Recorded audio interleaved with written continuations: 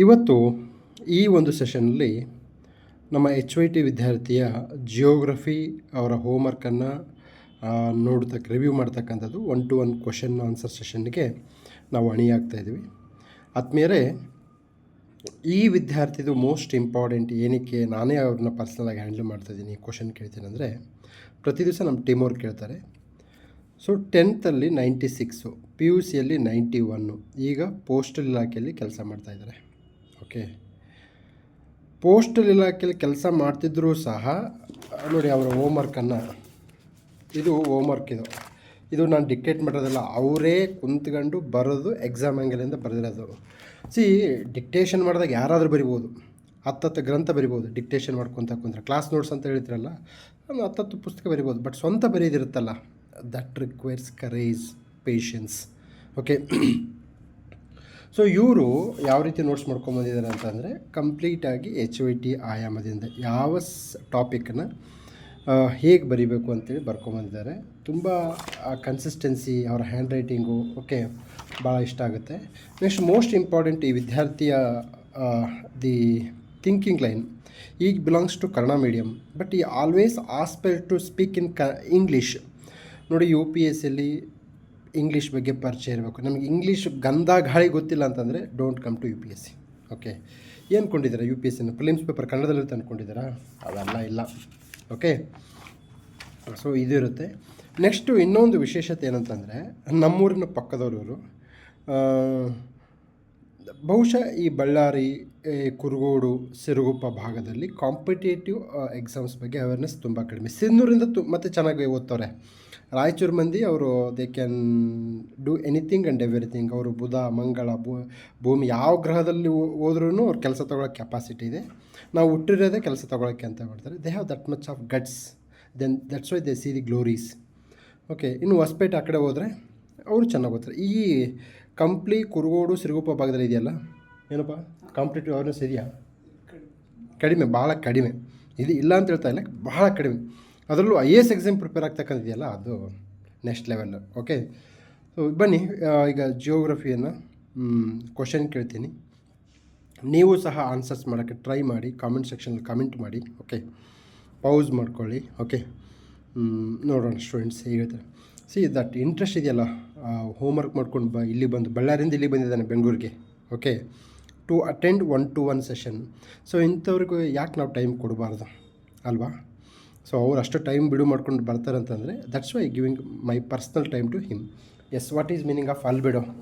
Sir, albedo is nothing but the reflection of the sun's light to the reflection of the sunlight back to the surface, sir.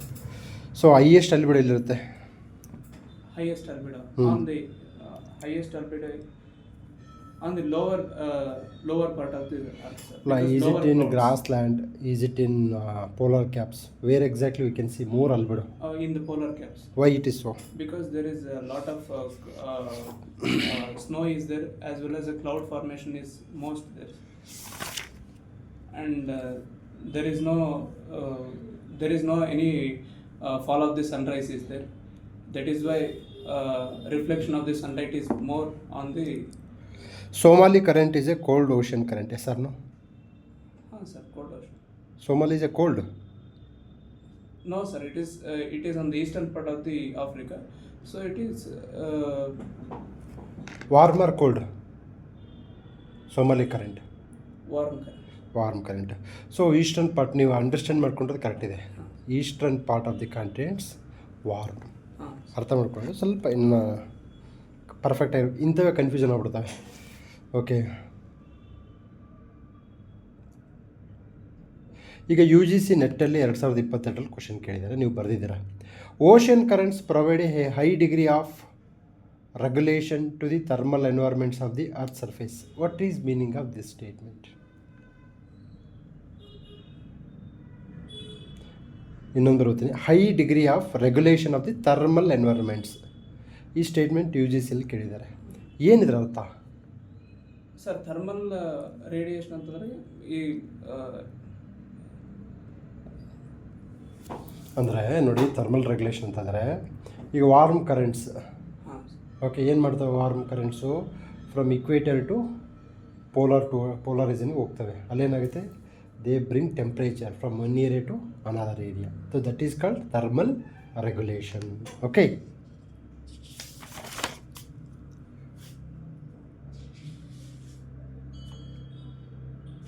What is latent heat? Latent heat of latent heats.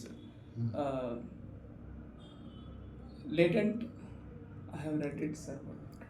ಇದು ಮಾಡೋಕ್ಕಾಗ್ತಾನಲ್ವಾ ನೋಡಿ. Adiabatic lapse rate to latent heat of condensation. ಏನದು adiabatic lapse rate? Adiabatic lapse rate ಅಂತಂದ್ರೆ the movement of the sunrise towards upward of the. ಏನು lapse ಅಂದರೆ ಏನು lapse ಆಗುತ್ತೆ? ಅಡಿಯಾಬೆಟಿಕ್ lapse ಏನು lapse ಆಗುತ್ತೆ? ಲ್ಯಾಪ್ಸ್ ಅಂದರೆ ಕಳ್ಕೊಳ್ಳೋದು. ಏನು ಕಳ್ಕೊಳ್ಳುತ್ತೆ? ಅದು ತಾಪಮಾನವನ್ನು ಕಳ್ಕೊಂಡು ಉತ್ತರ ಅಂದರೆ ಮೇಲಕ್ಕೆ ಹೋಗುತ್ತೆ, ಊರ್ಧ್ವಮುಖವಾಗಿ. ಸೊ ಅದೇನಂತ ಕನ್ವೆಕ್ಷನ್ನ ಅಥವಾ ಹಾರಿಜೆಂಟಲ್ ಮೂಮೆಂಟ್? ಇದು ಕನ್ವೆಕ್ಷನಲ್ ಕರೆಂಟ್. ಅಡ್ವೆಕ್ಷನ್ ಅಂದರೆ ಹಾರಿಜೆಂಟಲ್. ನೋಡಿ, ಇವರು ಕ್ಲಾಸ್ ಕೇಳಿ HYT ಜಾಯ್ನ್ ಆಗಿ ಅವರೇ ಸ್ವಂತ ಬರೆದು ಅವರೇ ಬರೆದಂತಹ ನೋಟ್ಸಿಂದ ಕ್ವಶನ್ ಕೇಳಿದ್ರು ಸಹ ತೊಂದರೆ ಆಗುತ್ತೆ. ಅದು ಅವರು ತೊಂದರೆಗೆ ಮಾತ್ರ ಅಲ್ಲ, ಎಲ್ಲರಿಗೂ ಇಷ್ಟೇ ತೊಂದರೆ ಆಗುತ್ತೆ. ಓಕೆ, ನೀವು ಥಿಂಕ್ ಮಾಡಿ, ನೀವು ಬರೆದ ನೋಟ್ಸ್ ಮೇಲೇ ಕ್ವಶನ್ ಕೇಳಿದ್ರೆ ಇಷ್ಟು ಪ್ರಾಬ್ಲಮ್ ಆಗುತ್ತೆ ಅಂತಂದರೆ, ಇನ್ನು ಬೇರೆಯವ್ರು ಬರೆದ ನೋಟ್ಸನ್ನ ತೆಗೆದುಕೊಂಡು ಓದ್ತೀನಿ ಅಂತಾರಲ್ಲ, ಅದೆಷ್ಟು ಮುಟ್ಟಾಳ್ತನ ಒಂದು. ಮತ್ತು ಎಲ್ಲ ಟೈಮು ಆಥರ್ಸ್ ಮೇಲೆ ಡಿಪೆಂಡ್ ಆಗೋದು. ಆಥರ್ಸು ತನ್ನ ಆ್ಯಂಗಲಿಂದ ಬರ್ಕೊಂಡಿರ್ತಾರೆ, ನೀವು ನಿಮ್ಮ ಆ್ಯಂಗಲಿಂದ ಬರ್ಕೋಬೇಕು. ಓಕೆ, ಸೊ ನಾನು ಯಾವಾಗಲೂ HYT ರೂಲ್ಸ್ ಏನು, ಕ್ಲಾಸು, ಆಮೇಲೆ ಸ್ವಂತ ಹೋಮ್ವರ್ಕ್ ಬರೀಬೇಕು. ಹೋಮ್ವರ್ಕ್ ಆದಮೇಲೆ 1-to-1 ಕ್ವಶನ್ ಆನ್ಸರ್ ಸೆಷನ್ ಇರುತ್ತೆ. ಈಗ ಇವ್ರಿಗೆ ಕೇಳ್ತಕ್ಕಂಥದ್ದು ಅವರು ಬರೆದ ನೋಟ್ಸಿಂದ. ಓಕೆನಾ? ಸೊ ಇದು ಅವರು ಬರೆದ ನೋಟ್ಸಿಂದನೇ ಕೇಳ್ತಾ ಇದ್ದೀನಿ. ಕನ್ನಡ ಮೀಡಿಯಂ ಸ್ಟೂಡೆಂಟು, ಬಟ್ ಇಂಗ್ಲೀಷಲ್ಲಿ ಪರ್ಫೆಕ್ಟ್ ಆಗಿದ್ದಾರೆ. Is aspiring to learn English. That's a good idea. Okay.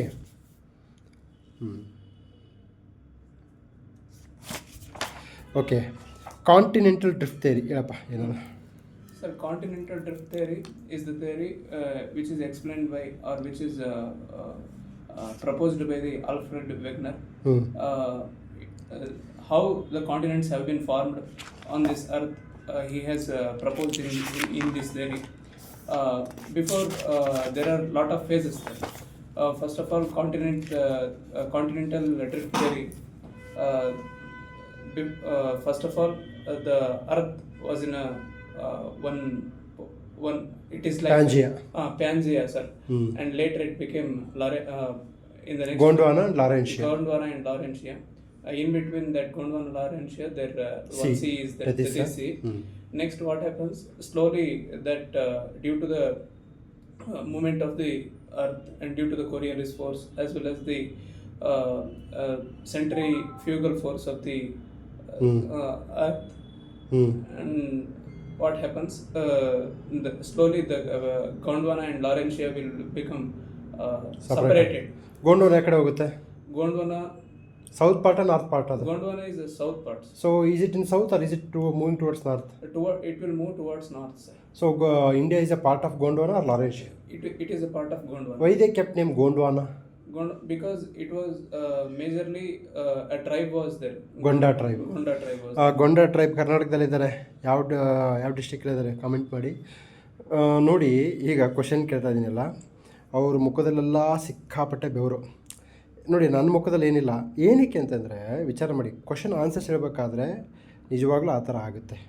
It is not for the first time ಇವ್ರಿಗೆ ಆಗ್ತಂತೆ, ಎಲ್ರಿಗೂ ಆಗ್ತಾ ಇರುತ್ತೆ. ನಿಮ್ಗೆ ಇಂಟ್ರ್ಯೂವಲ್ಲೂ ಸಹ ಹೀಗೆ ಆಗುತ್ತೆ. ಕ್ವಶನ್ ಕೇಳೋರು ಆರಾಮಾಗಿರ್ತಾರೆ, ಆನ್ಸರ್ ಮಾಡೋದಕ್ಕೆ ತೊಂದರೆ ಆಗುತ್ತೆ. ಸೊ ನೀವು ಈ ಥರ ಸೆಷನ್ಸ್ನ ಪದೇ ಅಟೆಂಡ್ ಆದಾಗ ನಿಮಗೇನಾಗುತ್ತೆ ಅಂತಂದರೆ, ಹೇಳಕ್ಕೆ ಬರಬೇಕು ರೀ. Whenever you are able to express the things, then only will get a confidence over a particular subject. He has gone through the subject but not able to articulate it in a right direction. ಯಾಕೆ ಅಂತಂದರೆ ಅದು ಬಿಗಿನಿಂಗಲ್ಲಿದ್ದಾರೆ ಅವರು. So ಇದು 4-5 ಬರೆ ಆದಾಗ articulation ಮಾಡ್ತಾರಲ್ಲ, ಯಾವಾಗ articulation ನೀಟಾಗಿ ಮಾಡ್ತಾರೆ ಅಂದರೆ ಅವಾಗ ಅವ್ರ ಸಬ್ಜೆಕ್ಟ್ ಕ್ಲಾರಿಟಿ ಇದೆ ಅಂತ ಅರ್ಥ. ಓಕೆ, ಸೊ ನಡೆವರೆಡೆ ಹೋದೆ, ಕುಳಿತವರೆಡೆ ಹೋರೆ, ಅವ್ರು ಹಿಂಗೆ ಹೇಳಕ್ಕೆ ಬಂದಾಗ ಗೊತ್ತಾಗುತ್ತೆ ಅವ್ರಿಗೆ ಏನು ಪ್ರಾಬ್ಲಮ್ ಇದೆ ಅಂತೇಳಿ. ಇಲ್ಲ, ನನಗೆ ಗೊತ್ತು ಏನು ಗೊತ್ತಿರುತ್ತೆ, ಹೇಳೋದಾಗೆ ನಮಗೆ ಗೊತ್ತಾಗೋದು. Okay, tell me the evidence related to the plate tectonics theory. Plate tectonics theory, sir, there are few evidences. First of all, when we go through the Africa and South America, there we will find Coastal resemblance. Coastal resemblance one thing, and geological fossils also we will find on the same lands, such as in India's southwestern part, as well as in the Madagascar region of the Africa. So, and there are many evidences. Placer deposits. Sir, placer. That is only I am going. That gold deposits. These are and another thing, the exact attachment of the continents. ಅದೇ coastal ರೆಸೆಂಬ್ಲೆನ್ಸ್ ಅಂತ. Coastal, that Africa and South. Okay, bird food. And another thing, sir, in the North America and Europe part also, that we can resemblance. Bird foot delta ಇದೆಲ್ಲಿ ಕಂಡು ಬರುತ್ತೆ? Bird food delta, especially we will find significantly in the North America, sir. ಯಾವ river? Mexico part. ಮಿಸಿಸಿಪ್ಪಿ. Mississippi River. Okay, sir. Yes, yes. Okay. Sir, I have read completely about this delta. But Yeah. Here, see ನೋಡಿ ಏನಾಗುತ್ತೆ, that's why we bringing concept one to one. Despite you have gone through many times, not able to express things in a right way. ಏನಕ್ಕೆ ಅಂತಂದರೆ ಇದು ಪೂರ್ತಿ subconscious ಮೈಂಡಿಗೆ ಹೋಗ್ಬೇಕು. ನಿಮಗೆ ಹೋದಾಗೆ ನೀವು ಎಕ್ಸ್ಪ್ರೆಸ್ ಮಾಡ್ತೀರ. But it is a good exercise. ನೀವೇನು ಗೊತ್ತಾ, ನೀವು ಸುಮ್ಮನೆ 3 ವರ್ಷ 4 ವರ್ಷ ಓದ್ಕೊತ ಹೋಗ್ತಾ ಇರ್ತೀರಿ. Okay. and I have also read all the deltas, arcuate deltas, and ಎಲ್ಲಿ ಬರುತ್ತೆ arcuate? arcuate delta is the Ganga delta, sir. Okay, ಏನದ್ರ ಮೀನಿಂಗ್? ಆರ್ಕ್ಯುಯೇಟೆಡ್ ಡೆಲ್ಟಾ ಅಂದರೆ ಮೀನಿಂಗ್ ಏನಪ್ಪ? Sir, arcuate delta delta is nothing but it spreads its branches. branches, sir, at the edge of the coast. Okay.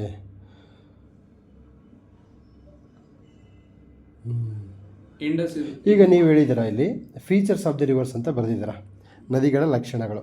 Okay, so tell me, there are 3 stages: upper course, middle course and lower course. Okay, so ನಮಗೆ rapids, waterfalls and gorges ಯಾವ ಕೋರ್ಸಲ್ಲಿ ಬರುತ್ತೆ? Upper, middle or lower? Sir. Rapid, waterfalls and gorges will come in the upper course, sir. Why it is only in upper course? Why not is in lower course? Sir, why? Because in the upper course, what happens? The flow of the speed of the river energy flow, the energy of the river flow is very much speed, sir. And it has more strength because it is young stage. That is why it flows very much fastly, and it also brings more even pebbles or large kind of materials such as rocks. Okay, Oxbow Lake ಯಾವ stage? Oxbow Lake is in the middle stage, sir. ಏನದು Oxbow Lake ಅಂದ್ರೆ ಏನು? Oxbow Lake means the river which flows and in a curved structure. In a curved structure, and ultimately it later point of time, later periods ಅಲ್ಲಿ ಏನಾಗುತ್ತೆ, it is going to cut that curve. It will go straight. So that ಎತ್ತಿನ ಕೊಂಬು ಅಲ್ವಾ, ಅದು ಹಂಗೆ ಉಳ್ಕೊಳ್ಳುತ್ತೆ. ಯಾ.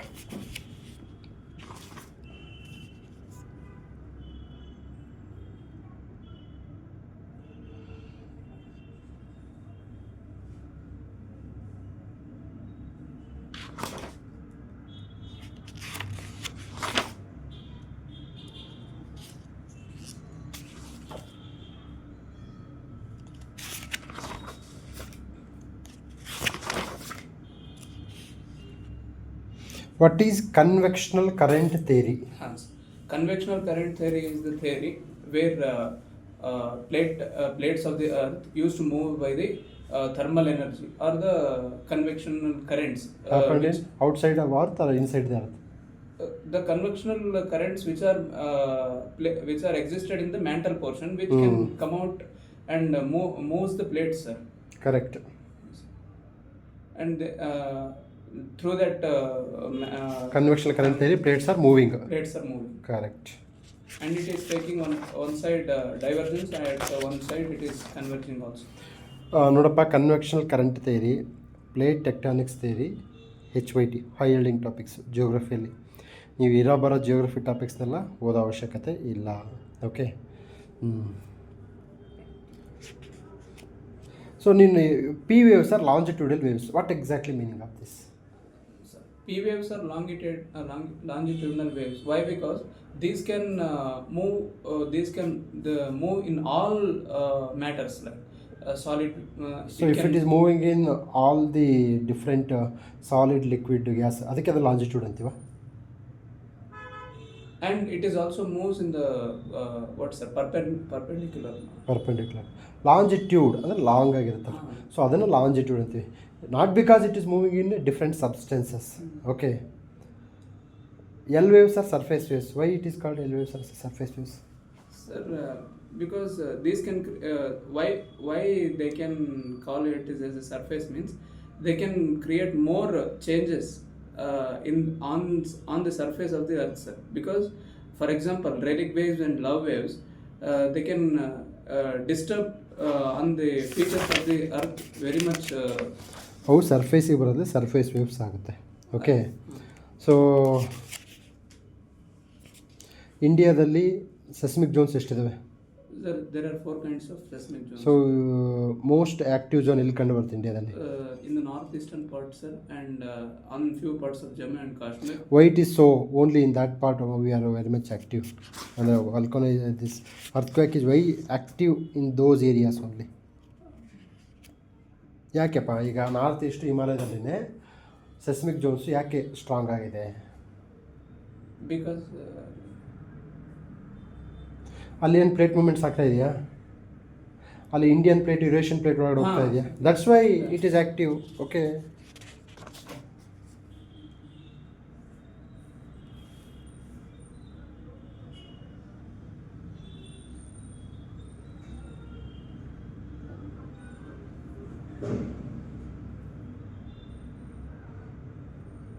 ಮೊಹರವಿಕ್ discontinuity ಎಲ್ಲಿ ಬರುತ್ತೆ? sir, Mohonomic discontinuity comes between the lithosphere and asthenosphere between. Okay.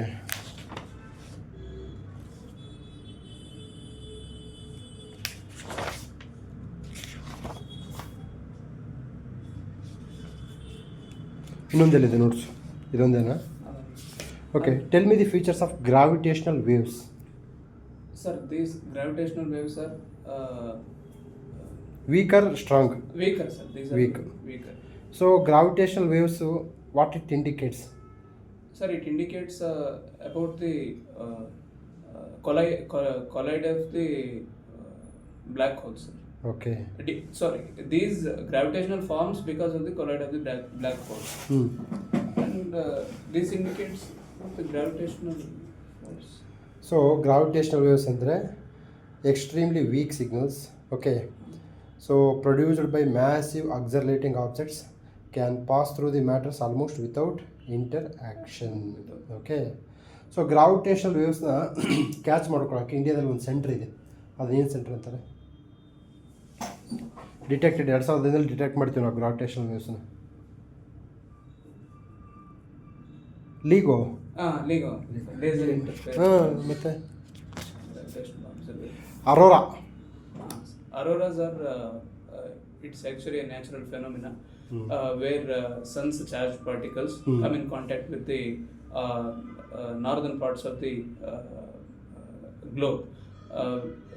It contacts and it creates a beautiful globe. Northern ಗ್ಲೋಬಾ, northern hemisphere and southern ಹೆಮಿಸ್ಫಿಯರಾ? ಇಲ್ಲ ಸರ್, ನಾರ್ದರ್ನ್ ಹೆಮಿಸ್ಫಿಯರ್ ಸದರ್ನ್ ಹೆಮಿಸ್ಫಿಯರಲ್ಲಿ ಇರಲ್ವಾ?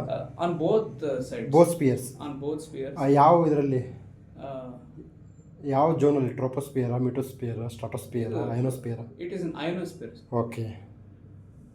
ಸೊ ಏನಾಗುತ್ತೆ ಅಲ್ಲಿ ಮೆಕ್ಯಾನಿಸಮು? ಸರ್, ಅಲ್ಲಿ chemical reaction between the sir it is actually a reaction used to take place between the ions and charged particles of the sun. Solar winds. Okay, solar. So that's why that light creates aurora australis, aurora borealis. Okay.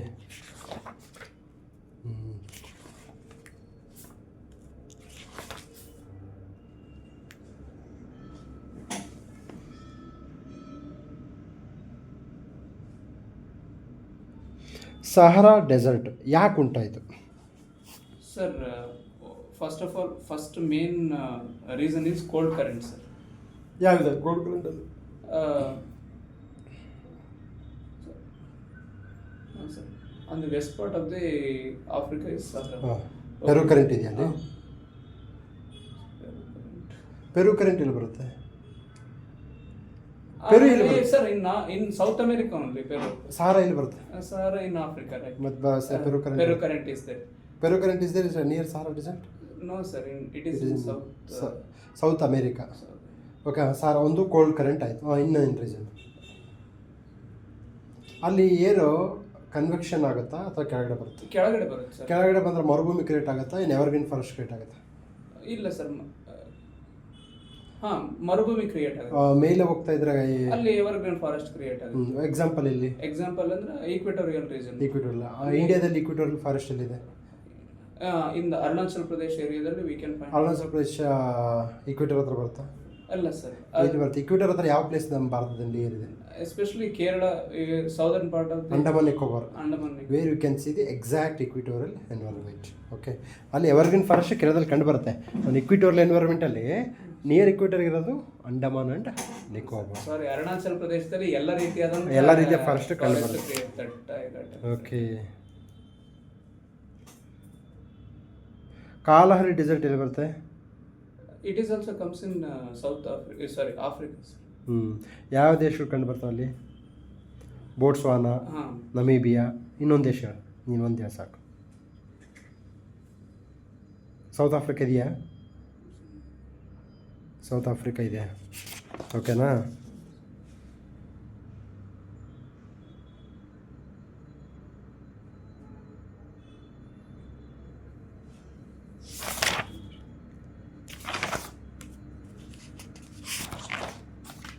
ಕಟಂಗ plate ಎಲ್ಲಿ ಬರುತ್ತೆ? Katanga plate comes in South Africa sir. ಏನದು? Rich for what? ಅಲ್ಲಿ ಯಾವ minerals ಕಂಡು ಬರ್ತಾವ? ಹಾಂ sir, minerals ಯಾವುದು? One is copper, cobalt, uranium. So ಕಾಪರ್ಗೆ South America important. Okay, great rift valley ಎಲ್ಲಿ ಬರುತ್ತೆ? ಆಫ್ರಿಕಾದಲ್ಲಿ ಬರುತ್ತೆ. Yes sir, great rift valley. ಏನಲ್ಲಿ plates convergent divergent? Divergent, correct. Atlas mountains ಎಲ್ಲಿ ಬರುತ್ತೆ? Atlas mountains in the European region. European sir? Africa ಕಣ, Africa ಕಣ. ಅಟ್ಲಾಸ್ ಮೌಂಟೇನ್ಸ್ ನೋಡಿ ಬರ್ದಿಯಾ? ನೀನು ಹೇಳ್ತೀನಿ. Are the mountain range in the north western Africa, spanning 2500 kilometer across Morocco, Algeria, Tunisia. ನೋಡ್ರಪ್ಪ, ನೀವೇ ಬರೆದಿದ್ದು ಕನ್ಫ್ಯೂಷನ್ ಆಗುತ್ತೆ. ಅದಕ್ಕೆ ಅದನ್ನ ಏನಂತೀನಿ, ರಿವಿಷನ್ ಮಾಡಬೇಕು. ಸರ್ ಎಲ್ಲದನ್ನು ರಿವಿಷನ್ ಮಾಡೋಕ್ಕಾಗುತ್ತಾ? Highly impossible. 830 ಪೇಜ್ ಇರ್ತಕ್ಕಂಥ ಲಕ್ಷ್ಮೀಕಾಂತ್ ಪುಸ್ತಕನ ರಿವಿಷನ್ ಮಾಡ್ತೀನಿ ನಾನು ಎಕ್ಸಾಮ್ ಟೈಮಲ್ಲಿ ಅಂದರೆ ಅದಕ್ಕಿಂತ ಮೂರ್ಖತನದ ಚಿಂತನೆ ಮತ್ತೊಂದು ಇಲ್ಲ.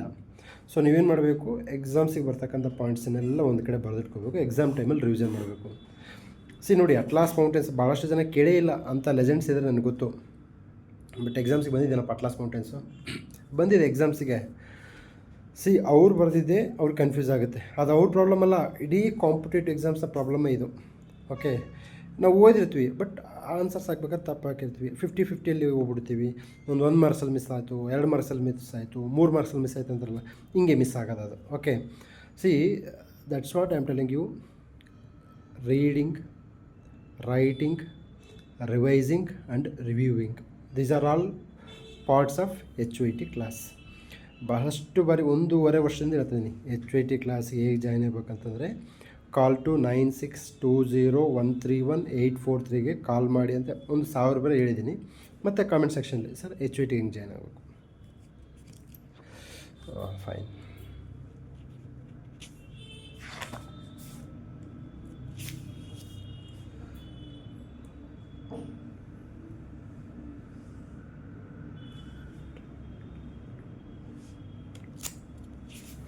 ಮೆಕಾಂಗ್ ರಿವರ್ ಎಲ್ಲಿ ಹುಟ್ಟುತ್ತಪ್ಪ Roja? Sir, Mekong river in the Myanmar region, in the north eastern part of the. ಯಾವ ದೇಶದೊಳಗೆ ಇರ್ತದ? ಮಯನ್ಮಾರ್ ಅಂದೇನ ಮೆಕಾಂಗು? ಇಲ್ಲ ಸರ್, ಅದು ಗಂಗಾ ಮೆಕಾಂಗ್ ಕೋಪರೇಷನ್ ಅಂತ ಬರುತ್ತೆ, ಕರೆಕ್ಟಾ? ನಾನು ಅದನ್ನು ಹೇಳಿದ್ದೀನಿ, ಗಂಗಾ ಮೆಕಾಂಗ್ ಕೋಪರೇಷನ್ ಅಂತ. Okay, Ganga Mekong cooperation China ಇದೆಯಾ? ಕ್ವಶನ್ ಬಂದಿದೆ ರೀ. ಅದಕ್ಕೆ ನಾನು ಅದನ್ನು ಸ್ಪಷ್ಟವಾಗಿ ಹೇಳಿದ್ದೀನಿ. UPSC 2020 ಕೇಳಿದಾರಲ್ಲ, 2014-15ರಲ್ಲೂ ಕೇಳಿದ್ದಾರೆ ಮೆಕಾಂಗು. ನೋಡಿ ಏನಾಗುತ್ತೆ, ಗಂಗಾ ಮೆಕಾಂಗ್ ಕೋಪರೇಷನ್ ಅಂತ ಒಂದಿದೆ. ನೀವೇನು ಕುಂತಿರೋ ಅದು ಕರೆಂಟ್ ಅಫೇರ್ಸಲ್ಲಿ ಬರುತ್ತೆ, ಅದಕ್ಕೆ ಕೇಳಿದಾರೆ. ಅವೆಲ್ಲ ಇಲ್ಲ. Mekong river is A high yielding topic. ಯಾವ್ಯಾವ ದೇಶದಿಂದ ಬರುತ್ತೆ, ಎಲ್ಲಿ ಸೇರುತ್ತೆ. ಓಕೆ. ಇರಾವಡಿ ರಿವರ್ ಬಗ್ಗೆ ನೀನು ಹೇಳ್ತಾ ಇದೆಯಾ? ಮಯನ್ಮಾರಲ್ಲಿ ಹುಟ್ಟೋದು ಯಾವುದು? ಇರಾವಡಿ ರಿವರ್ಸ್ ಬಗ್ಗೆ ಹೇಳ್ತಾ ಇದೆಯಾ? ಓಕೆ. ಇರಾವಡಿ ಡಾಲ್ಫಿನ್ ಅಂತ ಒಂದಿದೆಯಾ? ಹಾಂ ಸರ್, ಇರಾವಡಿ ಡಾಲ್ಫಿನ್ ಇದೆ. ಇದೆಯಾ? ಹಾಂ ಸರ್, ಇದೆ. ಇರಾವಡಿ ಡಾಲ್ಫಿನ್, ಇರಾವಡಿ ಕ್ರೊಕೊಡೈಲ್? ಇಲ್ಲ ಸರ್, ಇರಾವಡಿ ಡಾಲ್ಫಿನ್. ಗ್ಯಾಂಗೆಟಿಕ್ ಡಾಲ್ಫಿನ್ ಅಂತ ಇದೆಯಾ? ಹಾಂ, ಅದು ಕೂಡ ಇದೆ. ಓಕೆ, ಅದು HYTನಾ? ಇರಾವಡಿ ಡಾಲ್ಫಿನ್ HYT ಇದೆ. ಸೊ ಟೆಲ್ ಮೀ, ಆ್ಯಕ್ಟಿವ್ ವಲ್ಕನ್ ಇಂಡಿಯಾದಲ್ಲಿ ಎಲ್ಲಿ ಬರ್ತಪ್ಪ? ಆಕ್ಟಿವ್ ವೋಲ್ಕ್ಯಾನೋಸ್ ಇಂಡಿಯಾದಲ್ಲಿ ಎಸ್ಪೆಷಲಿ ಅಂಡಮಾನ್ ಅಂಡ್ ನಿಕೋಬಾರ್. ಹೌದು ರೀ, Andaman Nicobar HYT, Barren island. ಹಾಂ sir, Barren island.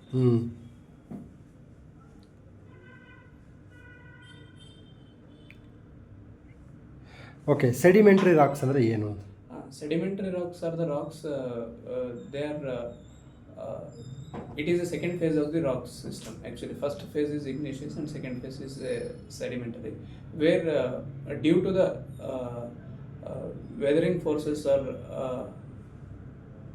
due to the weathering, the sediments used to create it.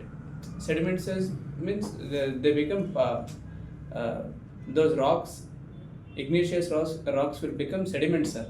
Little sediments due to loss. ಈಗ ನೀನು ಹೇಳಿದೀಯಾ ಸೆಡಿಮೆಂಟ್ರಿ ರಾಕ್ಸ್ ಆರ್ ಸ್ಟ್ರಾಟಿಫೈಡ್. ಏನದು? Stratified ಅವು ಡಿಫ್ರೆಂಟ್ ಲೇಯರ್ಸ್ ಆಗೈತೆ. ಹಾಂ ಸರ್. ನೋಡಿ, ಸೆಡಿಮೆಂಟ್ರಿ ರಾಕ್ಸ್ ಅಂತಂದರೆ ಒಂದೊಂದೇ ಲೇಯರ್ ಇರುತ್ತೆ. So is it porous? Yes sir, porous, it is porous. So coal, is it sedimentary rock or metamorphic rocks or igneous rock? It is igneous rock. Coal igneous ರಾಕಾ? ಹಾಂ sir, ಅದು ಭೂಮಿ ಅಂದರೆ ಲಾವಾದಿಂದ ಉಂಟಾಗುತ್ತಾ ಕೋಲು? ಲಾವ ಕೋಲಾಗ್ಬಿಡುತ್ತಾ? ಇಲ್ಲ, ಸಾರಿ, metamorphic ರಾಕ.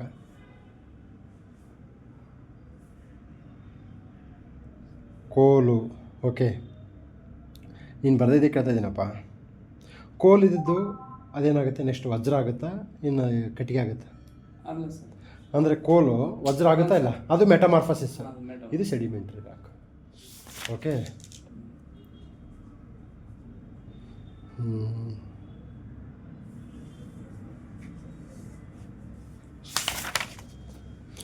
S, ಇವ್ರದ್ದು question continue ಮಾಡ್ತೀನಿ. Okay, will stop the video.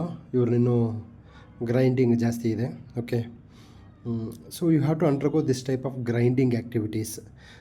This is called practical way of learning. Okay, you take your books, notebooks, textbooks, you give to your seniors, you request them to ask a questions. Okay, then only you can win. Otherwise ಉದ್ದಕ್ಕೆ ಲೈಬ್ರರಿಯಲ್ಲಿ ಬೆಳಗ್ಗಿಂದ ಸಾಯಂಕಾಲ ತನಕ ಓದ್ಕೊತಿದ್ರೆ ಕುರ್ಚಿ ಸವಿಯುತ್ತೆ ಹೊರತು ತಲೆ ಬೆಳೆಯಲ್ಲ. ಓಕೆನಾ? So thank you, bye bye.